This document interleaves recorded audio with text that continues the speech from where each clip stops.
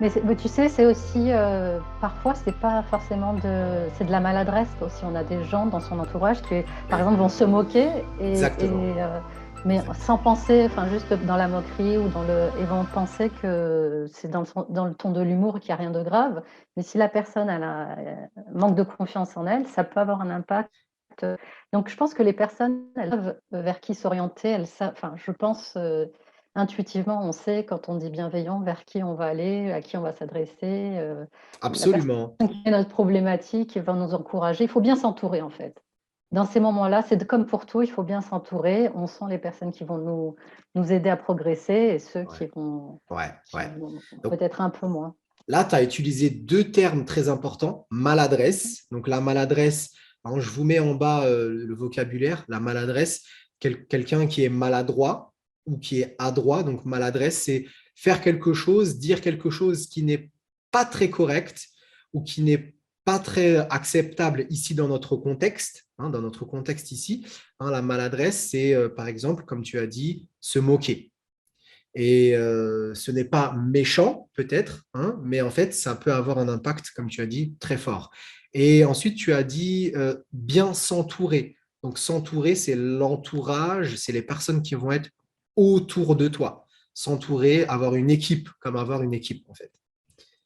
Mmh. OK. Et il y a Alors, 3 éléments aussi importants, oui, que je donne, souvent. C'est quand on a ces situations de peur, de blocage, de palpitation, de tremblement où on sent qu'on va, il y a 3 éléments importants. Ça va être, la respiration, parce que oui, c'est vrai que dans ces moments-là, on s'en rend pas forcément compte, mais on arrête de respirer, on n'est plus connecté à sa respiration. Donc la respiration, c'est un élément important. Donc, là, par exemple, tu vois la différence, si j'arrêtais de respirer, j'étais un peu plus, tu vois, contractée, alors que si, tu vois, ouais, je me détends, je suis beaucoup plus à l'aise et en fait, c'est important de se connecter à la respiration. ouais. Cette connexion, donc connexion à sa respiration qui va en fait créer une connexion à soi-même. Bah, qui va permettre aussi de alléger tout ça. C'est-à-dire Allégé. que la Ouais. respiration, c'est important. Hmm. Tu vois, juste quand tu fais ça, déjà, les choses sont plus détendues et plus légères. Heu, la Totalement. deuxième la 2e chose, c'est la posture. La posture. Parce que si tu vas demander, même si tu veux essayer de parler français, que tu demandes, voilà, un peu courbé, Ouais, un peu voilà, alors que si ouais. tu te mets droit tout de suite, la confiance déjà, physiquement, elle est beaucoup plus, posée physiquement, tu vois? Quand tu te mets un peu plus Je droit, suis d'accord. et que Oui. tu respires bien, déjà, il se passe quelque chose au niveau, physique. Donc ça, ce serait un peu pour répondre à la question d'un étudiant qui disait, je bloque quand je parle trop vite. Mmh mh. Ouais. Je bloque quand je parle trop vite, peut-être parce que tu ne respires pas assez, enfin, tu dois te connecter à ta respiration et éventuellement, comme tu disais, la posture, c'est très important, cette stabilité, se sentir bien dans ses chaussures, être Voilà. bien stable. Et la 3e chose, c'est le sourire. Tout de Ouais, suite, quand tu souris, aussi bien en extérieur, la réponse extérieure, aussi bien à l'intérieur, il y a quelque chose ouais, qui se passe. Alors ouais. si tu vois, tu commences à respirer, tu te poses, tu te mets en posture droite, Mhm, et tu souris, mhm. déjà il se passe quelque chose en toi de différent, C'est vrai. tu vois? C'est vrai, oui. Et c'est Aussi bien pour contagieux. l'extérieur. Voilà, exactement. C'est très contagieux, le sourire. Mais pour l'exemple dont tu parlais, je pense qu'aussi cette personne, ce serait bien qu'elle se pose la question: «Qu'est-ce qui pourrait arriver de pire dans cette situation? Si j'y vais et que je me trompe, quelle est la pire des choses qui pourraient m'arriver?» Alors d'ailleurs, cette thématique, enfin ce que tu viens de proposer, me fait penser à une question aussi, enfin un message aussi d'un étudiant qui disait, c'est le vocabulaire et la conjugaison qui me bloquent. Et ta, ta proposition de se dire, donc de réfléchir et de se dire, qu'est-ce qui peut m'arriver si je me trompe dans le vocabulaire ou dans le mot choisi ou dans la conjugaison. Ça, je pense que c'est bien. Tu donnes les réponses avant les questions, Nora. Bah, bah oui, tu te dis quelle est la pire des choses qui pourraient m'arriver si je me trompe dans la conjugaison. Et même si tu as cette peur de bloquer, tu dis, mais qu'est-ce qui pourrait m'arriver de pire si je me bloque? En fait, en soi, il n'y a rien mais c'est le fait de se le dire et de se répondre à soi-même, en fait, et de dire, bah tiens, et ça commence à, tu vois, à alléger aussi, Ouais, à alléger en fait la charge émotionnelle aussi. Tu vois, quand ouais, tu te poses la question après, sur ouais. la conjugaison, ça peut être aussi, ben, je vais pratiquer, m'entraîner, je vais apprendre des mots dans un premier temps, mais la pire des choses qui pourraient m'arriver, est-ce que c'est si grave si j'ai pas ce fameux mot, s'il me manque ce mot-là, par exemple. Exactement, exactement. Ouais, je suis d'accord. C'est un peu relativiser et alléger la situation, alléger la charge émotionnelle. Oui, tout à fait. D'accord. Tout à fait. Le fait de se poser la question et d'y répondre, surtout d'y répondre, c'est Mhm. de se dire, je ne sais pas quelle va être la réponse. Ça veut dire, ben, finalement, je vais être honteux ou je vais être mal à l'aise ou je vais rougir ou je vais avoir honte. Enfin, peu importe, mais cette réponse, elle est pas. En fait, et si tu as honte, quelle est la pire des situations qui peut t'arriver, tu vois? Ouais. Bah, Avoir j'aurais honte. honte, Ouais. j'aurais, ou Ouais. j'aurais, voilà. Et si je bloque, ben, je bloque. Et la pire des situations, si je bloque, ben voilà, je vais avoir un inconnu en face de moi qui va me voir bloquer. Et tu vois? C'est vraiment, et de se donner la réponse, c'est important de se poser la question, mais de se donner la réponse aussi, de se dire: Donc, je bloque face à un inconnu. Et alors, moi, ma réponse, ce serait et alors? «Mmh Je ne suis pas mort, je suis encore vivant, je peux encore essayer, je peux pratiquer encore le français et oser encore. Ce serait mh, moi ma réponse. Je voudrais continuer sur les peurs. mmh J'ai par exemple ici la crainte de ne pas prononcer correctement. Le jugement des autres, ça on en avait parlé, et peur quand je parle avec quelqu'un que je ne connais pas. Donc, crainte de ne pas prononcer correctement, et la dernière, peur de faire des erreurs et ensuite de se faire corriger. mh. Je pense que là, on pourrait se concentrer sur la dernière, peur de faire des erreurs et ensuite se faire corriger. Je sais que pour certaines personnes, pour certains étudiants, c'est difficile à vivre cette correction, surtout pour les perfectionnistes. On va en parler juste après des perfectionnistes, mais déjà, les personnes qui ont peur de se faire corriger, est-ce que c'est dramatique? Enfin, ou toi, qu'est-ce que tu peux ajouter? Se faire corriger, par la personne en face, c'est ça quand ils vont me parler, s'exprimer? Exactement, Mmh une erreur, par exemple, au lieu de dire la fenêtre, je dis le fenêtre. Alors ça dépend de la personne parce que moi, par exemple, quand j'étais dans mon apprentissage de la langue, j'aimais bien qu'on me corrige parce que ça me permettait de m'améliorer, tu vois? Ça dépend dans quel sens tu le prends, en fait. Quelle langue? Pardon? L'anglais? C'était quelle L'ang langue? Oui, oui, c'était l'anglais. Bah, quand j'étais, tu sais, alors non, Moi, je sais, vous ne mais savez pas, mais j'ai étudié, par exemple, 1 an à Liverpool, et à Liverpool, c'est très dur, de comprendre l'anglais parce qu'il y a un accent particulier, une façon de s'exprimer, particulière, et j'avais des difficultés quand je suis arrivée parce que moi, j'avais le niveau scolaire et on me reprenait, mais on te reprenait, cela signifie on te corrigeait. oui, alors quand Ok. on te corrige, moi, à ce moment-là, je le prenais comme un bah, une possibilité de progresser. Je le Ouais, prenais pas, donc ça dépend de la perception. C'est-à-dire si la personne le prend comme une correction, ça dépend de comment, le prend la personne. Elle pourrait très bien se dire: «Bah, finalement, cette personne m'aide à progresser». exactement.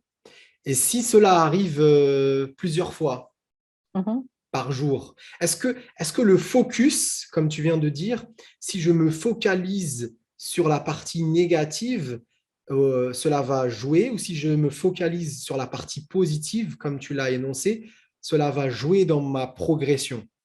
Parce que cette personne peut faire, c'est quand la personne la reprend, elle peut très bien le dire, toujours, voilà, avec cette posture, avec sa respiration, et lui dire: «Merci, vous m'avez aidé à progresser, merci de m'avoir repris», Ouais, et voir ce que ça lui crée chez elle, en fait. ouais, C'est-à-dire que finalement, on peut le prendre aussi comme une possibilité de progresser et de s'améliorer. C'est pas ex- forcément, c'est pas forcément, et au contraire, quand on veut se perfectionner, on veut s'améliorer, et ben, c'est un signe après, ça peut être le ton des personnes, mais si la personne n'est pas bienveillante, on va être confronté, que ça soit, de toute façon dans une bonne pratique, de la langue ou un apprentissage, on va toujours avoir des gens pas très, pas très aimables ou pas très, ça, il faut accepter, mais c'est vrai que peut-être que cette personne-là pourrait, se dire: «Bah, tiens, et si je le prenais comme une possibilité de progresser, et la prochaine fois qu'on me reprend, dire à la personne: "Je te remercie, je ça de" Ouais. De formaliser et d'acter un voilà, peu et de le transformer en positif. en positif, au lieu de se Ouais. dire que c'est une correction, ben, Progression. c'est une progression, je Ouais, progresse, ouais, j'apprends. ouais. Moi, c'est super, merci beaucoup. Avant de parler des perfectionnistes, Mmh. je voulais parler en quelques mots du trac. Mmh. Avoir le trac. Donc, le trac, est-ce qu'on peut le considérer comme une peur? Oui. C'est Oui, une c'est une peur. peur avec une angoisse assez forte, puisque souvent elle se manifeste par des fortes réactions, physiques. On Souvent, tremble. c'est des tremblements, ça peut aller très loin, hein, ça peut aller, du tremblement à la transpiration, se le bloquer, et puis il y a même des comédiens, au théâtre Oui. qui vomissent. Ça peut Ah être très oui. fort physiquement, donc c'est quelque chose qui peut être très fort, au niveau physique. OK. Donc, le trac, généralement, c'est ça, hein. C'est quand on fait du théâtre, par exemple, ou quand on est comédien, ou quand on fait, voilà, avant de passer sur scène, généralement, ou Souvent avant de c'est lié. parler en public. Voilà, souvent c'est lié à un public. Alors après, pour certains, un public, ça peut être que 2 personnes, hein. Oui, La notion de la peur et public, souvent, ouais, il y en a qui disent: «Ben, voilà, c'est une large audience», mais pour certains, ça peut être 2 personnes, et tout de suite cette peur de ouais, parler, le trac. face à 2 personnes, et la peur, alors ce qui est impressionnant, c'est que la peur la Ouais, plus élevée chez les gens, c'est qu'ils ont plus peur de parler en public que de la mort, tu vois? ouais, ouais, ouais, C'est ouais, la ouais. peur numéro un. C'est vraiment, Parler en public. une peur qui est assez générale et qui dépasse, celle de la mort, par exemple. Les gens ont plus Est-ce peur de parler en public que de mourir. Ouais, mais j'en ris, je ris, mais Mmh. c'est vrai que c'est ça. Parce que nous, on le fait, on le fait tous les jours. Mmh. Mais c'est vrai, c'est un peu dramatique, c'est difficile. Est-ce que tu as un conseil pour éliminer, pour dépasser le trac? Alors le trac, c'est toujours, pour moi, bon, toujours on va rester sur les 3 aspects, Oui, respiration, oui, posture et sourire dans la mesure oui, du oui, possible. ouais, ouais. Et après, c'est de s'entraîner et de pratiquer. C'est-à-dire que celui qui va se retrouver face à 2 personnes, un public, ou sur une autre situation, ou face à un Mhm, recruteur, face enfin, chacun son niveau, tu vois? mhm. C'est de s'entraîner, de pratiquer. C'est de s'entraîner avant, d'être prêt, même pour un entretien, ou même pour aller, faire une démarche administrative. Oui, Tu vois? Si tu as des personnes, dans ton totalement. Qui vivent en France ou dans un voilà, pays francophone. qui ont besoin d'aller pour eux, c'est quelque chose de très, qui leur amène du trac, qui leur amène Oui, une sensation forte, et ben, oui, ils s'entraînent. C'est de l'entraînement, de se préparer, de répéter, oui. de le faire plusieurs fois jusqu'à ce qu'ils soient un peu plus à l'aise, et après de le faire et de pratiquer, de La pratiquer. Mais répétition, la c'est répétition. la préparation, en fait. Quand tu es prêt, préparé, bah, c'est un peu comme pour les sportifs, hein, c'est Oui, la préparation qui fait le résultat, c'est oui. de se préparer et de s'entraîner. Ok, ok. J'ai notre dernière thématique, ce sont les Mmh. perfectionnistes. Alors, les Mmh. perfectionnistes, ce sont des personnes qui veulent tout bien faire, à la Mmh. perfection. On est d'accord. Donc, ça, tout doit être excellent, tout doit être bien. Bon, après, si carré, si on veut, mais tout doit être tip top.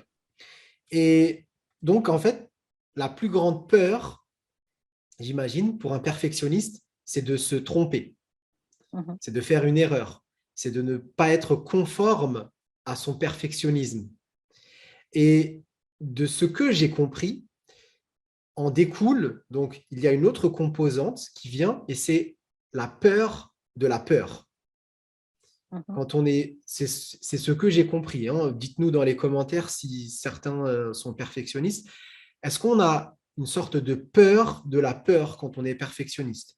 Et qu'est-ce que tu pourrais dire donner comme conseil aux perfectionnistes en général, hein, Mhm. pour les aider? Le conseil numéro un, c'est de s'accepter. Alors, ça peut paraître, Ah c'est oui, d'accepter comme on est, de se dire oui, je suis perfectionniste. Oui, ça fait partie ça peut être une qualité, voilà, je peux le prendre. Et en fait, c'est ça, c'est de l'orienter vers une qualité. C'est de se dire quels sont les points positifs que m'apporte mon perfectionnisme et de se lister et quelles sont les difficultés et ah, comment je peux agir. Voilà. Moi-même, hein, j'étais à une période très dans le perfectionnisme. Je refaisais et j'ai appris en faisant mes vidéos YouTube, par exemple. C'est-à-dire que je refaisais, et puis après, je me sur ta disais, chaîne, ouais. voilà, Ouais, ouais, je me ouais. disais, je vais le laisser tel quel et je vais accepter que ça c'est pas parfait, tout n'est pas parfait, mais que au moins j'ai osé, je le fais. Et à force de répéter, à force de m'entraîner, à force de le faire, ça va progresser, ça va. Et c'est ça, c'est de dire, ben, mon perfectionnisme, au niveau positif, qu'est-ce qu'il m'apporte? Et Ok, au donc, niveau difficulté, qu'est-ce qui ok. me. Alors, qu'est-ce qu'il m'apporte? Donc, s'écouter, en fait, se comprendre, Mhm, s'accepter, pardon. mhm, Donc, admettre et accepter mhm, ce perfectionnisme, ce n'est pas une mauvaise chose en soi, c'est aussi très mhm. positif. Donc, c'est neutre. Et ensuite, tu dis de lister, donc de faire une liste des bonnes choses du perfectionnisme et des difficultés que cela Oui, apporte oui. dans sa vie. Oui, et de se dire, ben, je vais focaliser sur le côté positif, continuer à améliorer, voilà, cet aspect positif. Sur les choses négatives, qu'est-ce que je pourrais faire pour faire différemment, pour plus que ça ait un impact? Et si c'est lié, voilà, toujours à une peur, de toute façon, la peur, on est dans l'émotion, donc la peur, ça peut se travailler aussi par d'autres outils émotionnels. Ouais. Ils peuvent s'entraîner aussi avec de la cohérence cardiaque, avec ce que je fais, le tapping, les tapotements. Enfin, il y a des outils aussi pour aider au niveau émotionnel. Ça peut être aussi faire de l'exercice. Il y a plein d'outils qui nous permettent aussi au niveau émotionnel de. Alors, les amis, si vous voulez en savoir plus, si vous voulez aller un peu plus loin dans cette thématique, si vous voulez du concret, moi, je vous invite à aller sur le blog de Nora pour avoir des informations un peu plus poussées, un peu plus en profondeur avec les outils concernant les outils que tu proposes et aussi sur ta chaîne YouTube tu as vraiment des vidéos où tu expliques un peu plus en profondeur cette thématique. Donc, toi, je te connais un peu, tu as vraiment une personnalité qui est vraiment, tu es calme. Et ça, c'est vraiment quelque chose de très avantageux pour les personnes qui apprennent le français parce que tu vas parler des fois rapidement, mais aussi lentement. Donc, tu vas donner aussi ce dynamisme. Mais ce qui est bien aussi, ce que je trouve, c'est que tu récapitules, tu reprends les informations et les outils que tu donnes. Et ça, pour vous, hein, c'est très important, je pense, pour développer aussi votre vocabulaire aussi. Parce que je reste toujours dans cette optique de développer son niveau de français. Et ce qu'on a vu aujourd'hui, ce sont des outils, ce sont des moyens aussi de développer son français. Donc, je vous invite, les amis, à aller sur la chaîne de Nora et aussi de voir l'article, d'aller sur son blog pour développer cette thématique. C'est vraiment très important si vous êtes dans cette situation, progresser en français, surmonter ses peurs, ses blocages. Moi, je l'ai vécu aussi quand j'étais en Allemagne. Et j'aurais adoré, j'aurais vraiment apprécié avoir quelqu'un qui me donne ses conseils. Donc, je suis allé chercher ces informations et j'ai découvert des nouvelles pratiques que je ne connaissais pas, la respiration et plein d'autres choses. Il faut que je respire aussi. Ah, Laura, je te remercie infiniment. On est arrivé à la fin, c'était vraiment Mhm. magnifique. Merci à Merci. toi. Merci beaucoup pour ton aide, pour toutes les informations riches que tu nous as apportées. C'est vraiment magnifique. On se dit à très bientôt. À bientôt, merci. Salut! Au revoir.